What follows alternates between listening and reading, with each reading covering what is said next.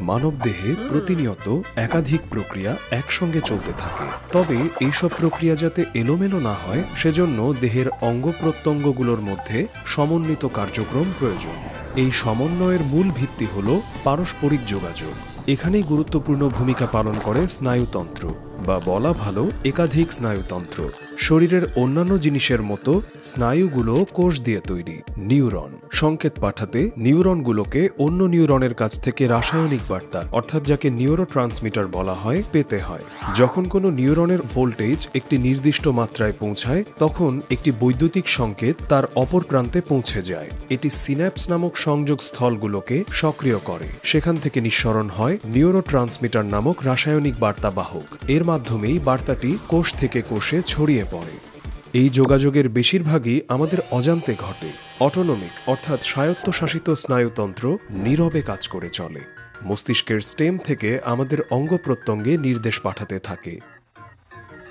এই ব্যবস্থার রয়েছে দুইজন বস, যাদের ব্যবস্থাপনা পদ্ধতি সম্পূর্ণ আলাদা। যখন চাপ আসে তখন দায়িত্ব নেয় সিম্প্যাথেটিক স্নায়ুতন্ত্র। এটি শরীরকে উত্তেজিত করে তোলে, হৃৎপিণ্ডকে দ্রুত স্পন্দন করতে বলে, ফুসফুসকে বেশি অক্সিজেন সরবরাহ করতে নির্দেশ দেয়, আর হজমের গতি কমিয়ে দেয়। যকৃতও এগিয়ে আসে, অতিরিক্ত শক্তি গ্লুকোজ আকারে ছেড়ে দেয়। অন্যদিকে প্যারাসিম্প্যাথেটিক স্নায়ুতন্ত্র অনেকটা শান্ত ধাঁচের। যখন চাপ কেটে যায় তখন হৃৎপিণ্ড ও ফুসফুস বিশ্রামে যায়, আর হজম প্রক্রিয়া আবার শুরু হয়।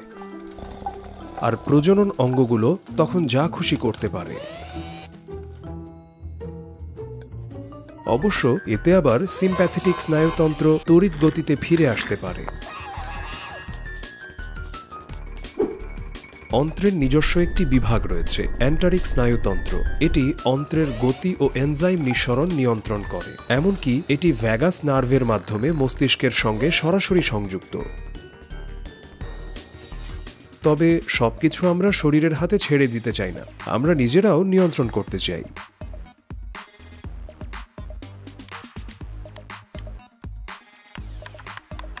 যখন আমরা ইচ্ছামতো পেশি চালাতে চাই তখন সক্রিয় হয় সোমাটিক স্নায়ুতন্ত্র।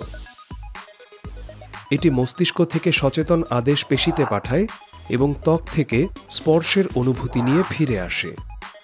অনেক সময় স্নায়ুতন্ত্রগুলোর মধ্যে সংঘর্ষ হয়। চোখে জল আসা, কাশি বা হাঁচির মতো প্রতিক্রিয়াগুলো অটোনমিক স্নায়ুতন্ত্র দ্বারা নিয়ন্ত্রিত, এবং এগুলো দমন করা সত্যিই কঠিন।